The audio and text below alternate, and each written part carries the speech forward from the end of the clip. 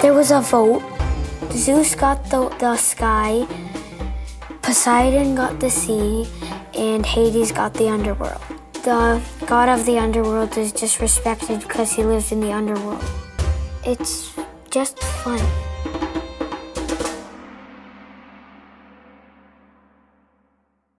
What I like to do is I try to engage students in visual arts in order to get another message out. So what we're going to do this morning in grade 5 is we're going to do a quick review of Greek mythology.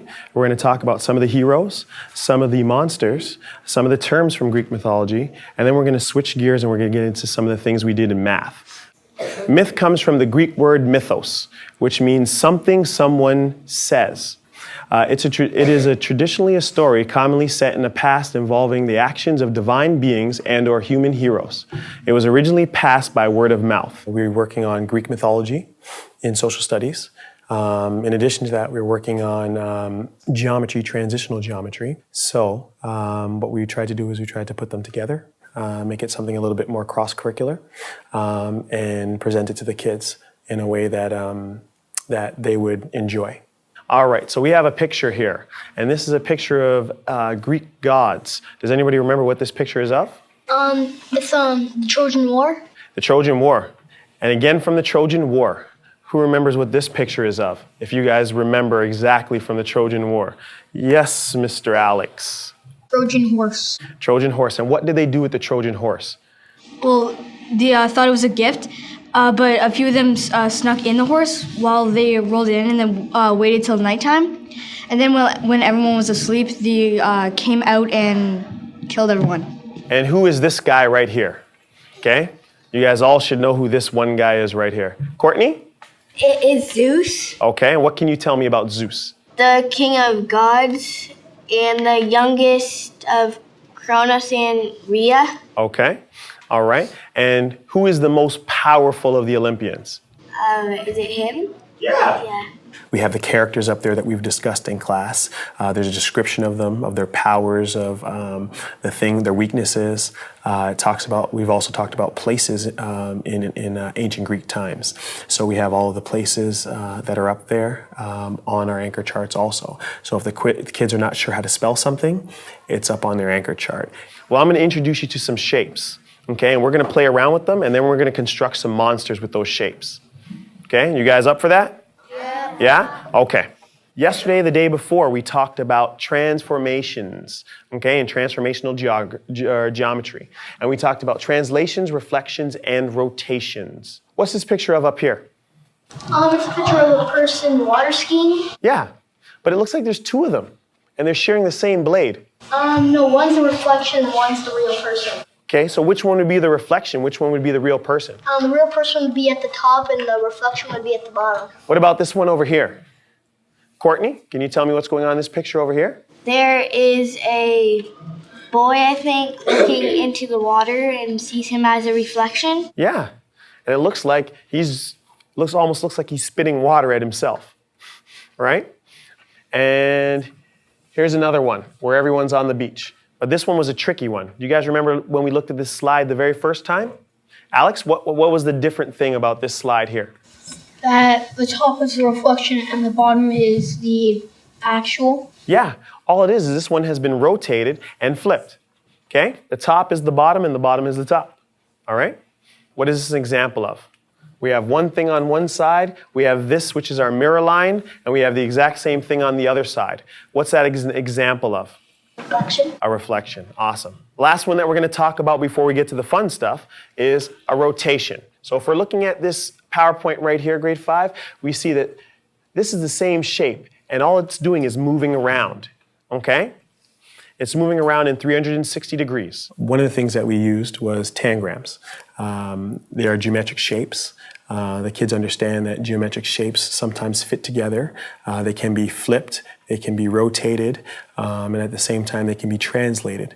And we were working on that in mathematics. Now here's the cool stuff. We have these things called tangrams.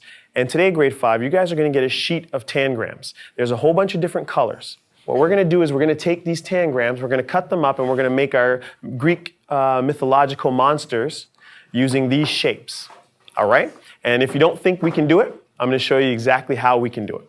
I have 4 tangrams up here, and I want you to tell me what you see in them, okay? What's this first one right up here? John? A boat? A boat. Awesome. This one's a boat. This one's really easy. What happens when the lights go out? What do you put on? A candle. A candle. Awesome. And last one, this one might be a little more difficult. Looks like an ice sculpture of a weasel standing on its hind legs. Wow. How many of you can see that? A nice sculpture of a weasel standing on its hind legs. That's pretty good. I was going to say it was a kangaroo. Okay? I thought it looked like a kangaroo. But that's imagination, okay? And these are all made from those exact same shapes that you guys are going to get today. Okay? Are you guys starting to see the types of things you can make with these shapes? Yes. You can make all different types of things. Do you think you can make a monster, a Greek mythological monster with this? Yes. I think you can. Okay. So what's going to happen, grade 5, is you see all the colors that Mr.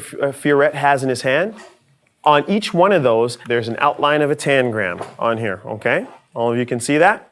And you're going to have your scissors. You're going to get a chance to cut these out, okay? And what you're going to do is, each one of these has all the exact same shapes that we've shown you before in the last few slides. We're going to take this together with the profiles that we learned in historical fiction, with all of the information that we got together from our Greek mythology, okay, and our use of putting together all the shapes with our translations, our rotations, okay? And what we're going to do is we're going to come up with Greek monsters. And these 2 Greek monsters are going to do battle with each other. Okay? And you're going to do a profile of each one of them on the bottom, and on the very top you're going to have the showdown, and you're going to tell me when it happened. If you look over at Mr. Fayetta over here, that is the canvas for your art. That is what you are going to construct your art on. So what you're going to do, grade 5, is you are going to get your canvas, you're going to have your cutouts, and what you're going to do today, and we're only going to do it in parts, is you guys are going to You're going to work on just your actual monsters. In this class, we used very minimalistic resources. Construction paper, different types of colored paper, scissors, glue, Bristol board. We could have used tons of other things, but we used what we had in the resources here that we have at our school. I think that before you go out and you try to access all of the things that are around you, you sort of have to use what you have here. And I think that you can make great works of art from the resources that we have in our school.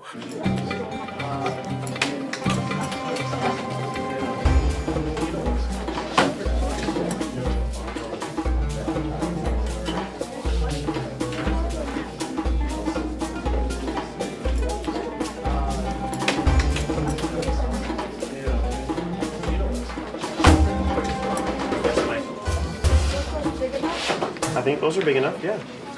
Okay. They had to actually manipulate the shapes, cut them out. It was tangible. They had to use their hands, and they actually had to glue the pieces on. They had to draw a sketch of it before and make a draft of it before.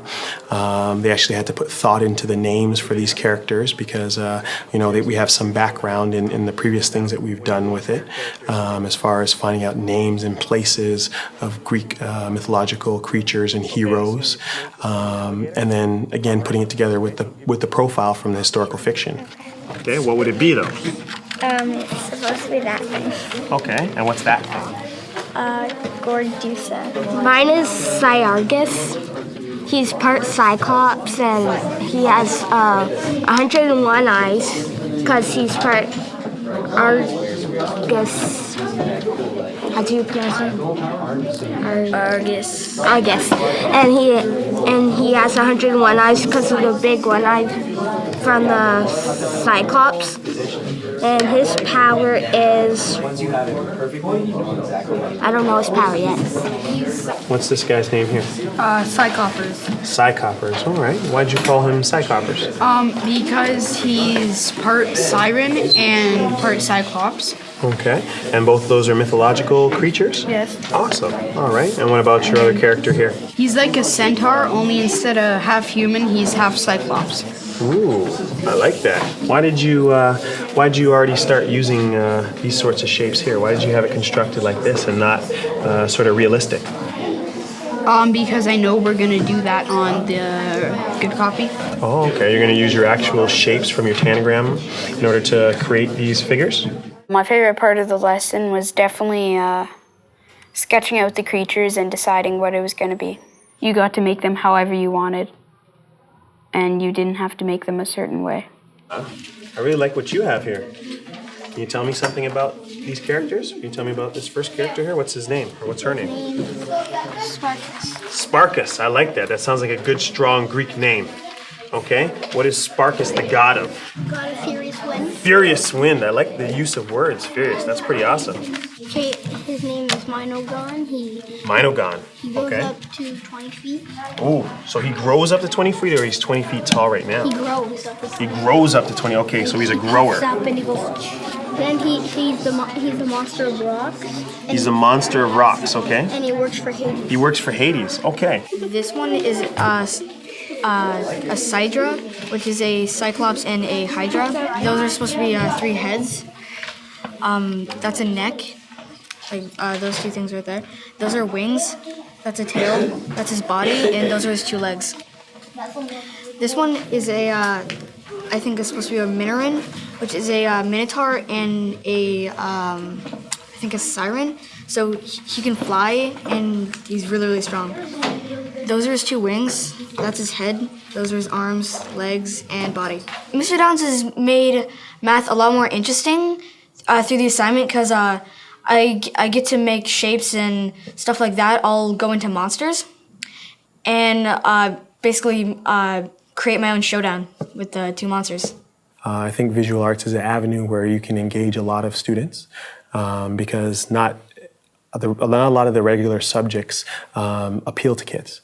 So sometimes you have to go out on a limb and find other things or bring other things into your grab bag of tricks to sort of engage students.